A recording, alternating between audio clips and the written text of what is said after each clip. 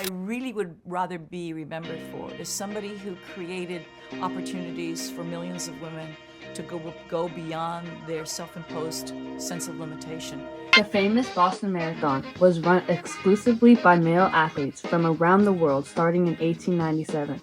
This changed in 1967 when Kathrine Switzer became the first woman to officially run the race. In 1967, Kathrine Switzer changed social norms by becoming the first woman to run the Boston Marathon, sparking a mix of both anger and support.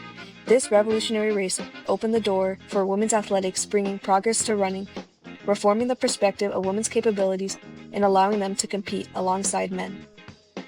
Kathrine Switzer, from revolution at the starting line to reform at the finish.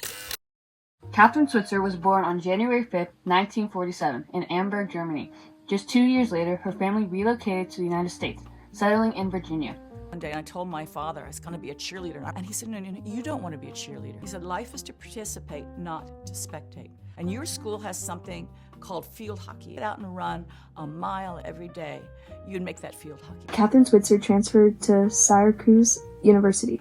Since the university lacked a women's running program, she was invited to train with the men's cross-country team. On this team, she was able to make an ally with the coach, Arnie Briggs. Arnie doubted Kathrine's ability to run a full marathon. My beloved Arnie Briggs said, a woman can't run the Boston Marathon. And I said, what do you mean a woman can't run the Boston Marathon? He said, women are too weak and too fragile. And we argued. And finally he said, okay, look, if you show me in practice, I'll be the first person to take you. We ran 26.2 miles. He said, I can't believe it. And I said, I think it's too short. Let's run another 5 miles. This revolutionary moment where Switzer ignored the rules to do what she believed should be normalized was the start of a tremendous change. April 19, 1967, Kathrine Switzer signed up for the marathon under KV Switzer.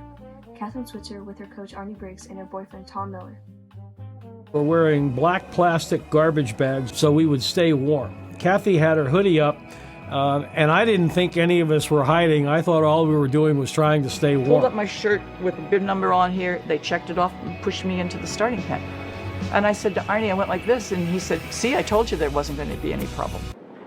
The marathon begins. Instead of receiving dislike from the other runners, they are actually inspired and excited for her. And other runners would come by, they would say, oh, it's a girl. And they were so excited. And Arnie was saying, yep, I've trained her. As Kathrine and her team reach mile 2, the press truck comes in front of Kathrine, behind another vehicle, riding Jock Semple, the race's co-director. Saying that there's a girl in your race, Jocko. He lost his temper.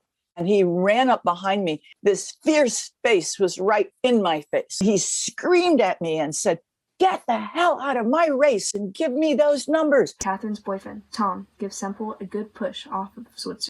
My coach eyes got huge. We all got very scared. Then he said, run like hell. And the press was accelerating and screaming at me, what are you trying to do? When are you going to drop out? And I was so afraid. Then it got very quiet. Snow's coming down. And I turned to Arnie. And I said, Arnie, I'm going to finish this race on my hands and my knees if I have to. Nobody believes that I can do this. Suddenly I realized, if I don't finish this race, then everybody's going to believe women can't do it. Kathrine finished the race in a time of 4 hours and 20 minutes. Till about midnight, when we were driving back from Boston to Syracuse University and we stopped on the thruway, we see the newspapers and the covered front and back of all the different editions with the pictures. People like journalists and the press left negative reports. I realized that now this was very, very important, and this was going to change my life, and it was probably going to change women's sports. These reactions before and even during the marathon are what sparked Kathrine Switzer's eagerness to revolutionize the opinion and barriers on women's capability to run. In 1972, women were officially allowed to compete in the Boston Marathon. Kathrine sparked a change for women's distance running, allowing runners like Nina Guzik, the first woman to officially win the Boston Marathon, and Sarah Mae Berman, who won 3 times unofficially. All 3 of these athletes would bring this cause to the light to make the women's running official. In 1972, Kathrine Switzer and Nina Guzik worked to create the 6-mile Crazy Legs mini marathon. This opened up more opportunities, helping to reform women's athletics. Today, the race is known as the New York Mini 10K and is still empowering women. My grandmother has run this race more than anyone else. Grown up looking up to her and my mom, independent and driven women that, can do anything that they set their minds to, and that's how we were raised, and I feel that who I am is because of how they are. We're all women and we all love to run. In 1977, Kathrine founded the Avon International Running Circuit, a program for women athletes which grew to have 400 races in 27 countries, with over 1 million women given the opportunity to run. After seeing the impact Kathrine Switzer made on women's marathon running, the International Olympic Committee voted in 1981 to add the women's marathon into the 1984 Olympics. 49 athletes from 28 countries were able to compete. Kathrine's act of justice was able to reform the way the public saw women in sports. Joanne Benoit Samuelson was the first woman to win the first Olympic marathon.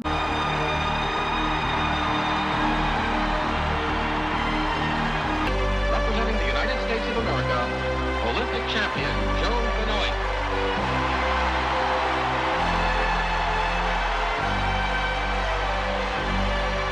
From Kathrine Switzer's revolutionary act, not only does she hope to have a change, but we also see it where a line for women now exists and is also continuing to reform and increase.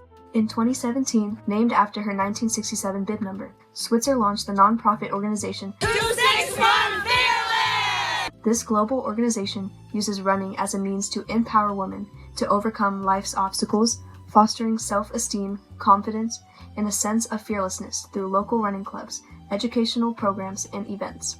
We call a little running holiday. Women feel like they have a community outside of work, outside of home, outside of all their normal roles. They've never thought in terms of taking time out for themselves, let alone running or walking outside.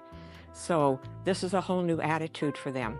And they're having a hard time embracing it, but they are. Our club in Chile, very diversity of nationalities. We are very similar in one thought. We want a safe space for us to run. Kathrine Switzer has helped create hundreds of running clubs around the world to help include and encourage women to run. You just want to move, whether to walk or run, just show up.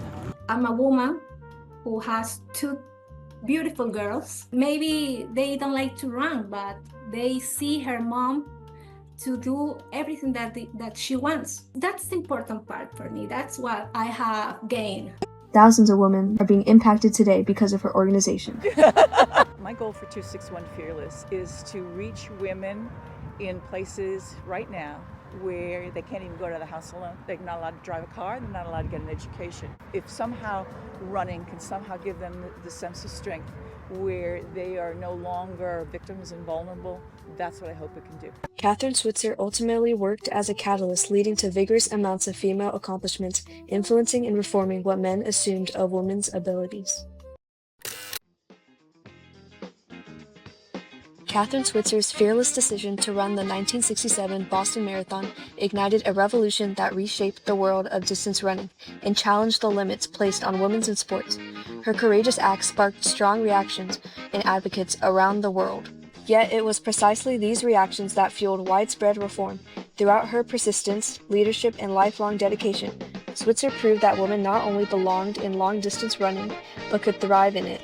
Her legacy lives on every woman who laces up her shoes, empowered by the path she forged and the barriers she broke, transforming running into a more inclusive and equitable sport for generations to come. We're in the middle of this race now. We're not done yet, but we're running strong. Stay fearless.